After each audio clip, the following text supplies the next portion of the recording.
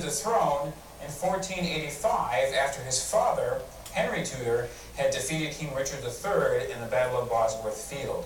So the Tudors were somewhat upstarts when it comes to the English monarchy, and they only came to the throne as a result of the defeat of King Richard III in battle.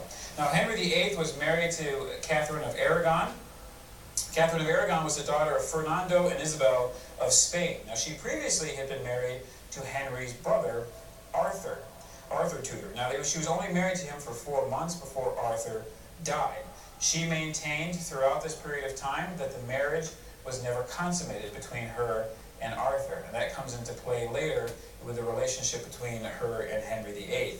Now, Pope Julius II, though, had to grant a dispensation for Henry to marry Catherine because she had been previously married to his brother, Arthur. And it was based on this passage from Leviticus 20, where Leviticus says, "If a man takes his brother's wife, it is impurity. He has uncovered his brother's nakedness. They shall be childless." So this was interpreted by the church at the time that if you married your brother's wife, that you, even if your brother was dead, you needed a dispensation in order to do so. And so this dispensation was granted by Julius II in order for Henry to marry Catherine. Now, Henry and Catherine's marriage produced one child, Mary Tudor, and we'll talk more about her when we get into our next time period of the Catholic Reformation. Now, Henry, although he was married to Catherine, who was married to Catherine of Aragon, he soon, about after 10 years of marriage, his eyes began to wander to some of the beautiful women he had at his court. And his eyes in particular first wandered to a woman by the name of Mary Boleyn. And he began an affair with Mary Boleyn. Soon thereafter, though, Mary's sister caught his eye, and he began an affair with her, and her name is Anne Boleyn. And Anne Boleyn was different than all of the rest of Henry's mistresses that he had had over these last several years. Anne was different because she was not content to just be a mistress of Henry. She wanted to be Queen of England. And she had this powerful effect over Henry at this time. She could ask Henry almost for anything, and he would go out of his way to do it. One writer at this time, actually the Cardinal Campeggio, who was the papal representative, was the papal representative in England, wrote about Henry and Anne. He said, this passion of the kings is a most extraordinary thing. He sees nothing, he thinks of nothing but his Anne. He cannot be without her for an hour. And it moves one to pity to see how the king's life, the stability and downfall of the whole country, hang upon this one question. The question of whether or not Henry was validly married to Catherine. Because soon after Henry begins his affair with Anne, he desires to try to annul his marriage to Catherine, and so he sends Cardinal Wolsey, who's his Lord Chancellor at the time, to go to the continent, talk with the Pope, and to get an annulment from his marriage so that he can get rid of Catherine, marry Anne Boleyn, and make her queen. So he sends Cardinal Wolsey in 1527 to the continent to talk to the Holy Father. Now remember, we talked about in our last session how Rome had been sacked in this very year of 1527 by the imperial troops of Charles V. And so the Pope at the time, Clement VII, was in his fortress of Castel San Angelo. So he had another issue to deal with during his pontificate at this time, the presence of imperial troops in his city. He didn't have as much time to deal with this request from the English king. Another thing that was playing on Clement VII's mind is that Charles V was the nephew of Catherine of Aragon. So there's no way that the Pope is going to make any kind of ruling on this marriage situation in England when Catherine of Aragon's nephew's troops are again surrounding him in the city. So it's a very precarious situation for the Holy Father. What he does do is he grants Cardinal Wolsey the authority to enact and to start a marriage tribunal in England, to take the deposition from witnesses and to hear the case, but he remains, so he keeps the decision of that tribunal to himself. So he allows Cardinal Wolsey to start this proceedings and start the trial in England, but that the English trial cannot pronounce any judgment. The judgment was reserved to him alone as to the validity of Henry's marriage to Catherine. So this marriage tribunal begins. All the bishops of England are present at this tribunal. Henry and Catherine both give testimony as to why they think their marriage should or should not be annulled. Every bishop Every single English bishop but one supports Henry's case that his marriage to Catherine is invalid. Out of 300, only one supported Catherine. And the one who supported Catherine is St. John Fisher, the Bishop of Rochester, whom we'll talk more about in a moment. Ultimately, the case was remanded to Rome, and Clement deferred his decision for a period of time. As a result of this, Cardinal Wolsey lost favor with Henry, and he was removed as Lord Chancellor of England. He was replaced by another person who will come into the story of England, St. Thomas More. St. Thomas More, well, as we'll see, defends the faith. He becomes Lord Chancellor, though, at this period of time. Now, Henry is in a bit of a bind. He wants to dissolve his marriage to Catherine. He wants to marry Anne and make Anne his queen. But this marriage tribunal situation didn't go the way that he wanted it. So a member of, actually the Prime Minister at the time, a man by the name of Thomas Cromwell, comes to him with an idea and says, you know, Lord Henry, King Henry, you are Lord of all things in England. Everything in your realm is at your disposal except the church. Why should it be that you cannot control the church? Why don't you place yourself as head of the church, make yourself the head of the church in England, therefore you can appoint who you want as clergy, and they can rule in your favor for your marriage. So Henry says, oh, that's a brilliant idea. I'm going to go ahead and do that. So he appoints, as Archbishop of Canterbury, after the death of Cardinal Wolsey, Thomas Cranmer. Thomas Cranmer is a secret Lutheran who takes later England into heresy. He makes England a Protestant nation, really. In 1533, Thomas Cranmer, who's now Archbishop of Canterbury, opens his own marriage tribunal on the question of the king's marriage to Catherine. He pronounces, shockingly, Henry's marriage to Catherine null, and so Henry now is allowed to marry Anne. He marries her, and then Anne is crowned Queen of England. The people of England are very upset at this whole coronation of Anne Boleyn as Queen of England. They really liked Catherine. They had a great love for her. They were very, very upset. When the news was announced that Anne Boleyn had been crowned King or Queen of England, people in the streets of London shouted, "The Queen's Grace," meaning Anne Boleyn, "the Queen's Grace is a Google-eyed whore. God save Queen Catherine, our righteous Queen." So the people were very devoted to Catherine, and they wanted to have nothing to do with Anne Boleyn. But again, this was the whim of Henry, and the whim of the king reigned supreme in England at this time. Ultimately, in the same year, 1533, Anne gives birth to her only child with Henry, Elizabeth. Elizabeth will come to play a very important role in the history of England, which we'll discuss in our next time period of the Catholic Reformation.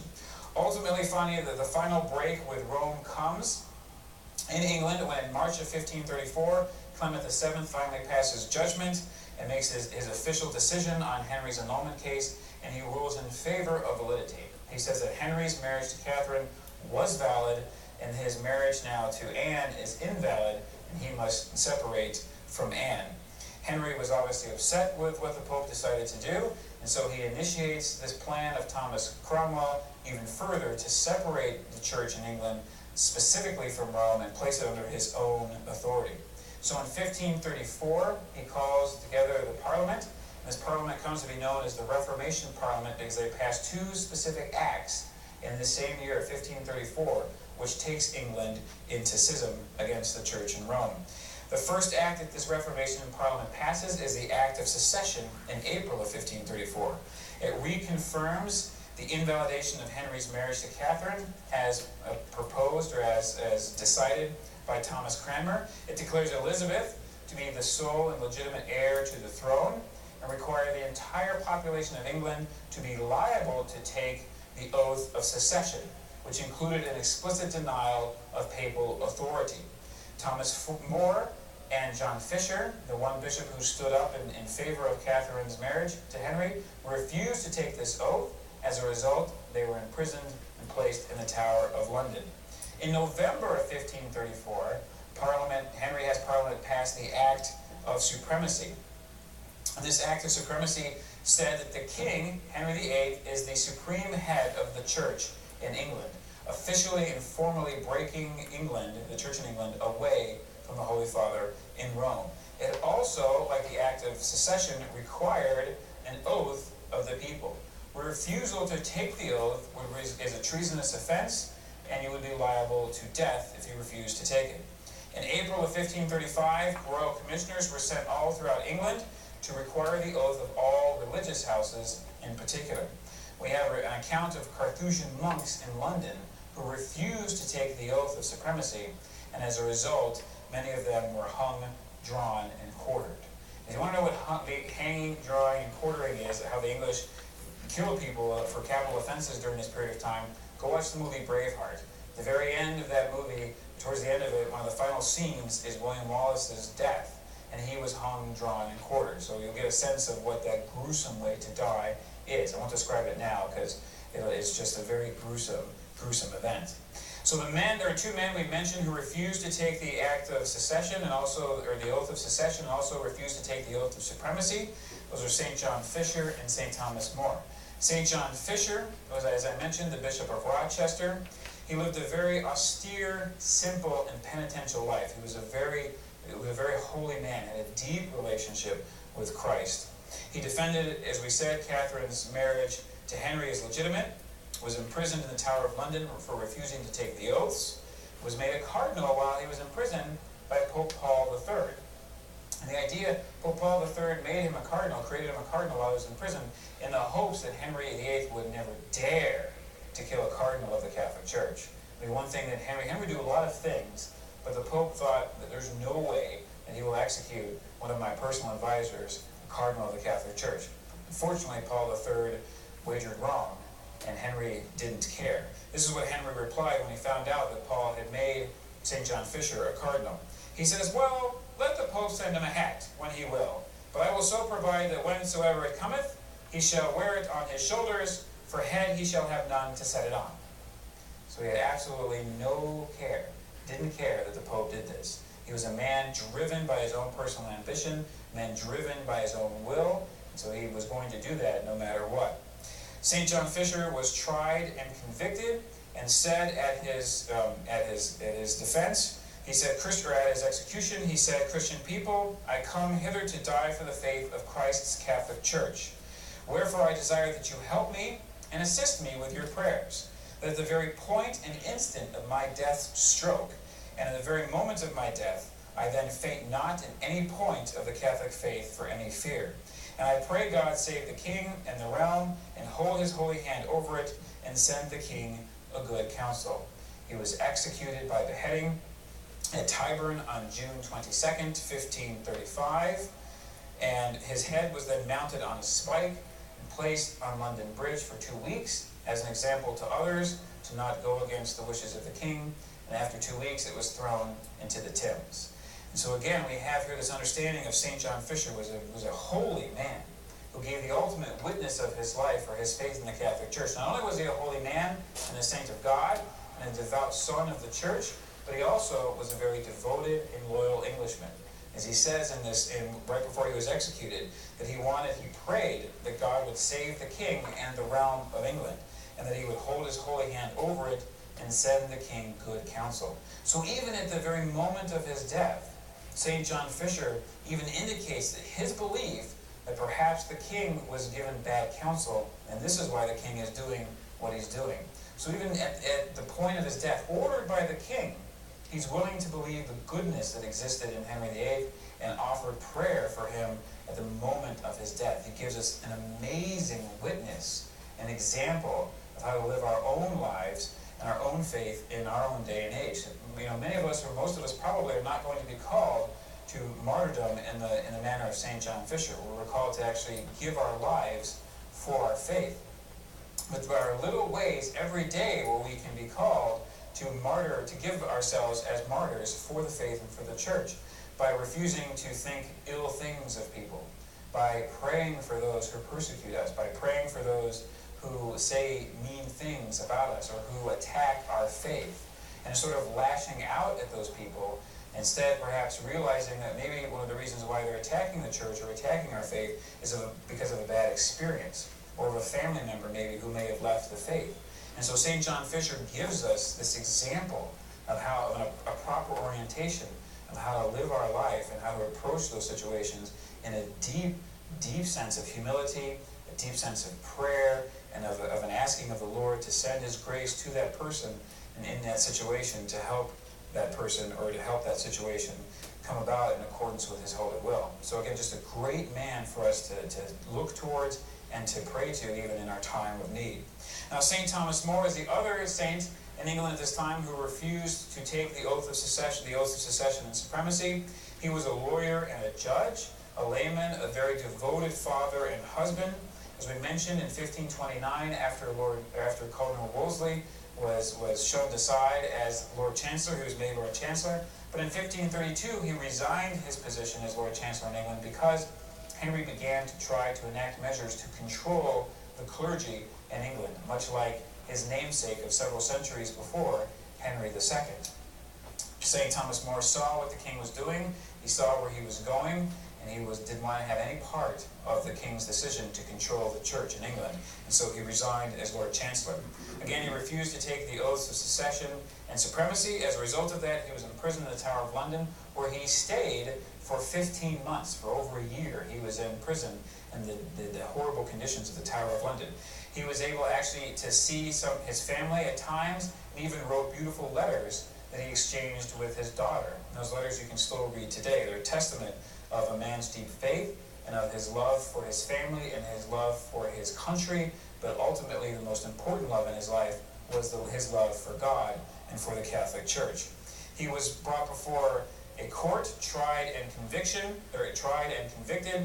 and he said, though, at his conviction, at his trial, that no more might this realm of England refuse obedience to the See of Rome than might a child refuse obedience to his own natural father.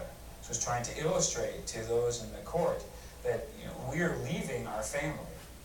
If you enact these measures, if you continue to allow the king to do this, England is leaving the family of the church, and is not something that she should do. He ultimately was executed on July 6th of 1535. He tied his own blindfold, told the crown that he would die in the faith and for the faith of the Catholic Church, being the king's good servant, but God's first. Again, a very loyal Englishman, a man who loved his country, a true patriot, but saw that his country was going in the wrong direction, saw that the policies of his king were inappropriate, and he would have nothing to do with them, and he maintained his faith to the very end in the Catholic Church and in God. In January of 1536, Catherine of Aragon died, and in the same year, Anne Boleyn also died. Henry had tired of Anne. She did not produce a male heir for him, so he tired of her. Eventually, he had charges of adultery and incest brought against her in 1536. Cromwell had drummed up these charges, basically, against her. Henry then divorced her, married Jane Seymour. Cranmer pronounced Henry's marriage to Anne invalid, and his marriage to Jane Seymour valid. So here again we have, you begin the path away from Rome, you begin the path from central authority, you create yourself as your own, or establish yourself as your own authority, then it's a fine line, it's a very small line between doing whatever you want and just putting away. We see this here with Henry VIII. He divorces Catherine, marries Anne, tires of Anne, divorces Anne, annuls that marriage because he established Cranmer as Archbishop of Canterbury, and Cranmer is a puppet of the king, and do whatever the king wants. And he declares his marriage to Anne to be invalid and his marriage to Jane Seymour to be valid. Anne was executed on May 19th of 1536 by beheading, and she was only 30 years old. After all these executions and the move that Henry took to make himself King of England, he did something that really solidified the Protestant revolt in England and ensured that England would not come back to the Catholic Church, although it did briefly under the reign of Mary Tudor, which we'll discuss in our next time period. What he did was he brought about the dissolution of the monasteries. He dissolved all monasteries in the whole country of England. And this is the only case that we see in Western Europe where this happens, where the government comes in and takes over the land of the monasteries.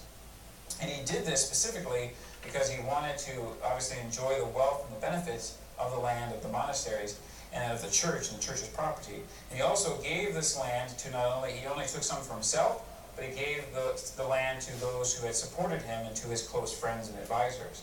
And the reason why this kept really the break between England and the church in Rome permanent was because it became this notion, for it was difficult for the nobility to agree to a restoral of the Catholic faith in England, because if they